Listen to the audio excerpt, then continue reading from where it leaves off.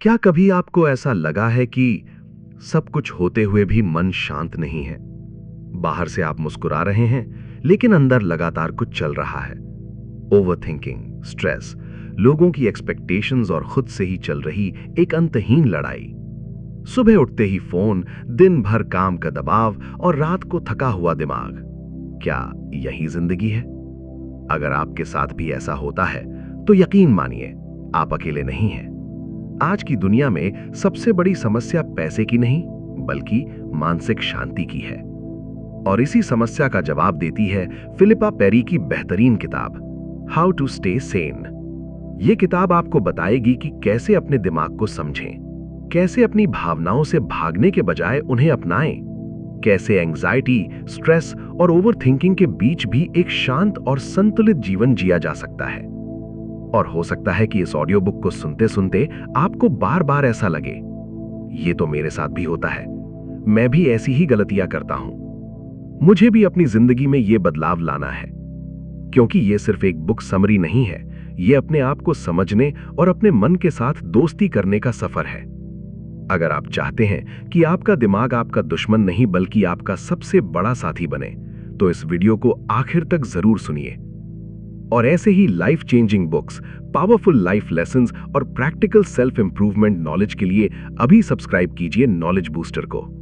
क्योंकि यहां सिर्फ किताबों की बातें नहीं होती, यहां हम सीखते हैं कि बेहतर जिंदगी कैसे जी जाए। तो चलिए शुरू करते हैं और जानते हैं कि आखिर मानसिक शांति का असली रहस्य क्या है। अक्सर हम कुछ इस तरह से बर्ताव करते हैं जिससे हमें लगता है कि हम हर काम सोच समझकर कर रहे हैं। हम ये सोचते हैं कि हम जब चाहें जो चाहें वो काम कर सकते हैं, लेकिन ये बात एक तरफा है। हमारा दिमाग एक बहुत अनोखी चीज है, जिसे अगर गुलाम बनाकर रखा जाए तो वो दुनिया को हमारे कदमों में झुका सकती है। लेकिन अगर ये हमारा मालिक बन जाए तो ये हमें अपने ही आगे झुका देती है। ज्यादातर लोग अपने दिमाग के गुलाम होते हैं। ये किताब हमें बताती है कि ऐसा क्यों है और किस तरह से हम इसे अपना गुलाम बना सकते हैं। ये किताब हमें बताती है कि कैसे हम खुद को समझकर लोगों के साथ अच्छे रिश्ते बना सकते हैं और किस तरह से खुद को कामयाबी की तरफ ढकेल सकते हैं। तनाव किस तरह से अच्छा साबित हो सकता है, किस तरह से आप अच्छे रिश्ते बना सकते हैं, कहानियों का हमारे दिमाग पर क्या असर होता है। हमें लगता है कि हम सोच समझकर काम करते हैं, पर ऐसा होता नहीं है। शायद आपको भी लगता होगा कि इंसान के अंदर सोच समझकर काम करने की काबिलियत होती है। वैसे तो ये बात सच है, लेकिन हम इस काबिलियत का इस्तेमाल करें ये जरूरी नहीं है। हम अपनी जिंदगी के ज्यादातर फैसले अपनी भावनाओं के आधार पर लेते हैं, ना कि सोचने समझने के आधार पर। जब हम 2 साल के होते हैं तो हमारे दिमाग के दाएं हिस्से का बहुत तेजी से विकास कर रहा होता है। यह हिस्सा हमारी भावनाओं के लिए जिम्मेदार है।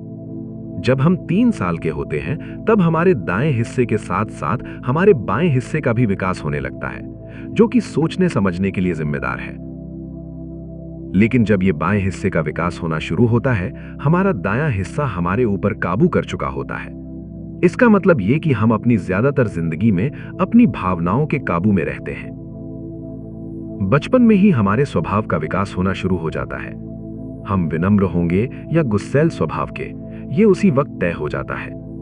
जिस व्यक्ति से हमारा सबसे ज्यादा लगाव होता है, हम उसी के स्वभाव को अपना लेते हैं।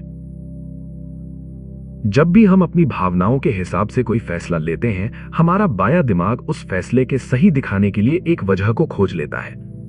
अगर आपको आलस आ रहा है और आपका काम करने का मन नहीं कर रहा है, तो आप काम ना करने के 1000 बहाने खोज लेंगे। इसलिए हमें लगता है कि हम सोच समझकर फैसले कर रहे हैं, क्योंकि हमें हमारे हर फैसले के पीछे एक सही वजह दिखती है। वो फैसला हमारा दिमाग हमारी भावनाओं के हिसाब से पैदा करता है। खुद पर ध्यान लगाकर आप अपने दिमाग को अपने काबू में कर सकते हैं। अब शायद आप सोच रहे होंगे कि किस तरह से आप अपने दिमाग को अपने काबू में रख सकते हैं। इसके लिए सबसे पहले आपको खुद को, अपनी भावनाओं को और अपने स्वभाव को समझना होगा। हालांकि आप अपनी भावनाओं को काबू नहीं कर सकते, लेकिन आप सोच समझकर काम करना सीख सकते हैं। इसके लिए सबसे पहले आप खुद पर ध्यान देना शुरू कीजिए। आप अपने साथ एक डायरी रखिए और उसमें अपने दिन भर की भावनाओं को लिखिए। आप उसमें अपनी हर उस भावना को लिखिए जो एक दिन में आपके अंदर आती है। एग्जाम्पल के लिए, अगर आपके बगल में कोई जोर जोर से बात कर रहा है और आपको शोर की वजह से गुस्सा आ रहा है, तो गुस्सा करने की बजाय इस घटना को लिख लीजिए। इसके बाद आप उसे पढ़िए और देखिए कि किस माहौल में आपके अंदर किस तरह की भावनाएं पैदा होती हैं, और फिर उससे निकलने के लिए एक समाधान खोज लीजिए। इसके बाद आप अपनी भावनाओं को काबू करने के लिए ध्यान का सहारा ले सकते हैं। ध्यान लगाने से आप अपने दिमाग को काबू करना सीखते हैं। आप बस कहीं बैठ जाइए और अपनी सांसों पर ध्यान दीजिए। हो सकता है कि आपका ध्यान कुछ वक्त के बाद उस पर से हट जाए, लेकिन आप फिर से उसे खींचकर वापस सांसों पर ले आइए। इस तरह से आप अपनी भावनाओं को समझकर उन्हें काबू कर सकते हैं। अच्छे रिश्ते बनाने के लिए आपको पहले खुद को समझना होगा। हम में से हर किसी को दूसरों में कमियां निकालना पसंद है। कभी कभी हम किसी व्यक्ति से कभी मिले भी नहीं होते, लेकिन फिर भी हम ये बताने लगते हैं कि उसका स्वभाव कैसा है। इस तरह से हम पहले ही उसके बारे में बुरा सोचने लगते हैं और बाद में उससे अच्छे रिश्ते नहीं बना पाते। लेकिन इसके लिए सबसे पहले आपको खुद को समझना होगा। हम लोगों को अपने नजरिए के हिसाब से देखते हैं। अगर हमने कभी किसी से प्यार किया हो और उसके बदले हमें धोखा मिला हो, तो हम फिर कभी किसी दूसरे व्यक्ति से रिश्ते नहीं बनाते, क्योंकि हमें लगने लगता है वो व्यक्ति भी हमें छोड़कर चला जाएगा।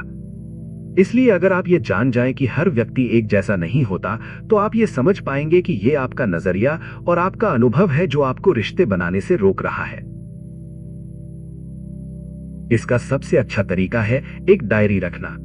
अगर आप अपने हर दिन के अनुभव को लिखते रहेंगे और ये देखते रहेंगे कि किसी से किस तरह से आपके रिश्ते की शुरुआत होती है और किस तरह से उसका अंत होता है, तो आप ये समझ पाएंगे कि कहां पर जाकर बात फंस रही है। कुछ नया सीखते रहने से हमारा दिमाग सेहतमंद रहता है। आप अब तक हर जगह ये पढ़ते आए होंगे कि किस तरह से तनाव आपके लिए नुकसानदायक हो सकता है, लेकिन आपने यह भी सुना होगा कि हर चीज का एक अच्छा और एक खराब पहलू होता है। तो क्या तनाव का भी कोई अच्छा पहलू हो सकता है? जवाब है हां। हमारे दिमाग को अगर बहुत आराम दे दिया जाए तो वो काम करना बंद कर देगा। सोचिए, अगर आप अगले 5 साल तक सिर्फ आराम करें और खाना खाएं, तो क्या उसके बाद आपकी शरीर काम करने के लायक रहेगी? लेकिन अगर आप हर रोज 1 घंटा कसरत करके अपने शरीर को तनाव में डालें, तो 5 साल के बाद आपकी सेहत बहुत अच्छी हो जाएगी। ठीक इसी तरह से अगर आप हर वक्त कुछ नया सीखते रहेंगे और उसे लिए अपने आप को तनाव में डालेंगे, तो समय के साथ आप बेहतर बन जाएंगे। जब आप अपने आराम के घोंसले को छोड़कर बाहर निकलते हैं, तो आप अपने को उस काम को करने के लिए मजबूर करते हैं। सीमाओं को बढ़ाते हैं। इससे ना सिर्फ आपके दिमाग की सेहत अच्छी रहती है, बल्कि आप समय के साथ ज्यादा काबिल बन जाते हैं। इसकी शुरुआत होती है एक छोटा कदम उठाने से। मान लीजिए कि आपको एक स्पीकर बनना है। आप ये मत सोचिए कि आप सीधा 2000 लोगों को एक ऑडिटोरियम में बुलाकर उन्हें स्पीच देंगे। आप छोटी शुरुआत कीजिए।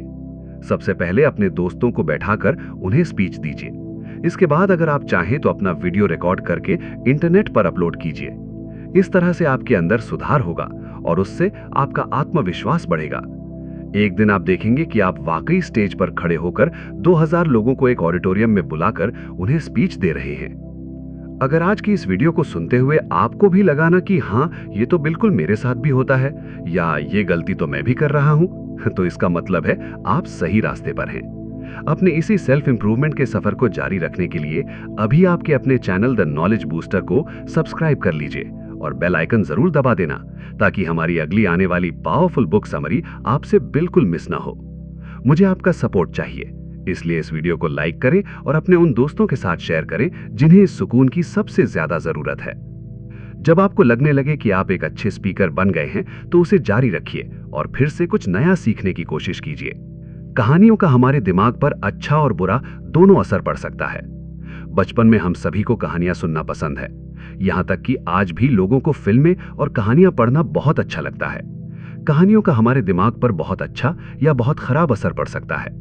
जब भी हम कोई ऐसी कहानी सुनते हैं जो हमारे अनुभव और हमारी जिंदगी से मिलती है, तो हम उस कहानी को पसंद करने लगते हैं। हम उसका मतलब निकालकर उसे अपनी जिंदगी में इस्तेमाल करने की कोशिश करते हैं।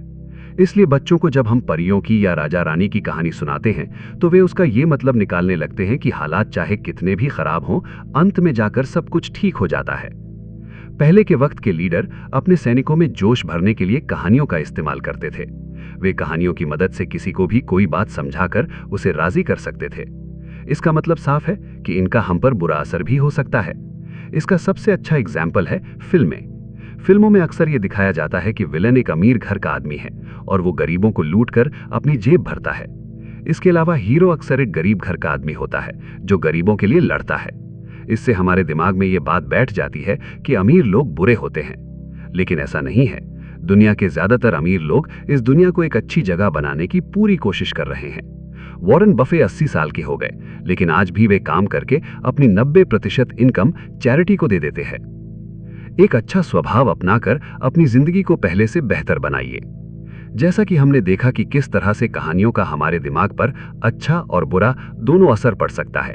अगर आप कभी किसी सेमिनार में जाएं और वहां पर जब भी प्रेरणा देने की बात आए तो स्पीकर अक्सर एक कहानी सुनाकर लोगों को प्रेरित करता है। इन कहानियों का इस्तेमाल करके आप अपने स्वभाव को पहले से बेहतर बना सकते हैं। एग्जाम्पल लेते हैं एक सेल्समैन का। सेल्समैन का काम बहुत मुश्किल होता है। उसे हर बार लोगों की ना सुननी होती है, जो कि अपने आप में बहुत चोट पहुंचाने वाली बात होती है। सबसे ज्यादा तकलीफ तब होती है जब वो सारा दिन घूमे और फिर भी वो एक भी सेल ना कर पाए। ऐसे में उनसे काम करवाते रहने के लिए सेमिनार में उनसे अक्सर ये कहा जाता है कि अगर वे 10 लोगों को अपना सामान दिखाएंगे तो सिर्फ एक व्यक्ति उनके सामान को खरीदेंगे।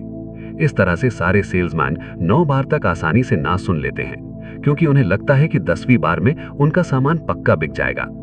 अब क्योंकि उन्होंने अपने अंदर के स्वभाव को बदल लिया है, वे आराम से काम करते रहते हैं और लोगों के ना सुनने पर उन्हें ज्यादा तकलीफ नहीं होती।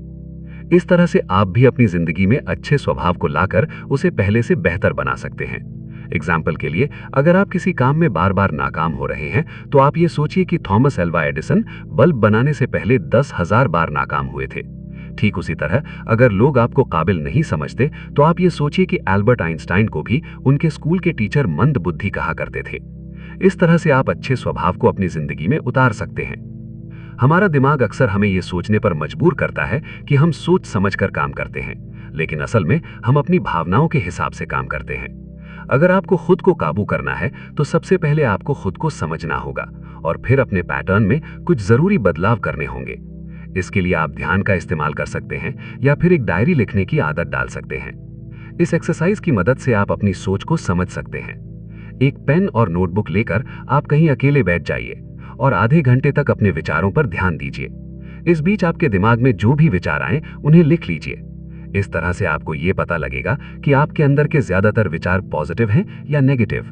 अगर वे नेगेटिव हैं तो उन्हें बदलने की कोशिश कीजिए, और अगर वे पॉजिटिव हैं तो उन्हें पहले से बेहतर बनाने की कोशिश कीजिए। दोस्तों, इस पूरी किताब का सबसे बड़ा संदेश शायद यही है कि सुकून कहीं बाहर नहीं मिलता, वो हमारे सोचने, महसूस करने और जीने के तरीके में छिपा होता है। जरा सोचिए, कितनी बार आपने छोटी छोटी बातों को लेकर रातों की नींद खोई है? कितनी बार दूसरों की राय को अपनी खुशी से ज्यादा महत्व दिया है? कितनी बार अपने दिल की आवाज को अनदेखा करके सिर्फ दुनिया को खुश करने की कोशिश की है? अगर ऐसा कभी आपके साथ हुआ है तो यकीन मानिए आप अकेले नहीं हैं। फिलिपा पेरी हमें याद दिलाती हैं कि मानसिक रूप से स्वस्थ रहना कोई मंजिल नहीं, बल्कि हर दिन लिया जाने वाला एक छोटा सा फैसला है। अपने विचारों को समझना, अपनी भावनाओं को स्वीकार करना और खुद के साथ दयालु होना, यही असली मानसिक ताकत है। आज इस वीडियो को सुनने के बाद अपने आप से सिर्फ एक सवाल पूछिए, क्या मैं अपनी मानसिक शांति की उतनी ही परवाह करता हूं जितनी मैं अपनी बाकी जिम्मेदारियों की करता हूं? अगर जवाब नहीं है तो शायद आज से बदलाव शुरू करने का सही समय है। और अगर इस किताब की कोई एक बात आपके दिल को छू गई हो तो उसे सिर्फ सुनकर मत छोड़िए, उसे अपनी जिंदगी का हिस्सा बनाइए, क्योंकि छोटी सी समझ भी बड़े बदलाव की शुरुआत बन सकती है। अब मैं आपसे जानना चाहूंगा, आपको इस किताब का कौन सा विचार सबसे ज्यादा पसंद आया, या फिर मानसिक शांति बनाए रखने के लिए आपकी अपनी कोई खास आदत है? नीचे कमेंट में जरूर लिखिए। आपका अनुभव किसी और की जिंदगी बदल सकता है। अगर ये बुक समरी आपको पसंद आई हो तो वीडियो को लाइक करें, इसे अपने दोस्तों और परिवार के साथ शेयर करें ताकि वे भी अपनी मानसिक शांति को बेहतर तरीके से समझ सकें। और अगर आप ऐसी ही लाइफ चेंजिंग बुक्स की गहरी और आसान हिंदी समरी सुनना चाहते हैं तो नॉलेज बूस्टर को सब्सक्राइब करना ना भूलें, क्योंकि अगली वीडियो में हम एक ऐसी किताब की समरी लेकर आने वाले हैं जो आपको सिखाएगी कि कैसे छोटी छोटी आदतें आपकी पूरी जिंदगी बदल सकती हैं। तब तक याद रखिए, दुनिया को बदलने से पहले अपने मन को समझना सीखिए, क्योंकि एक शांत मन ही सबसे बड़ी ताकत है। मैं मिलूंगा आपसे अगली वीडियो में नॉलेज बूस्टर के साथ। धन्यवाद।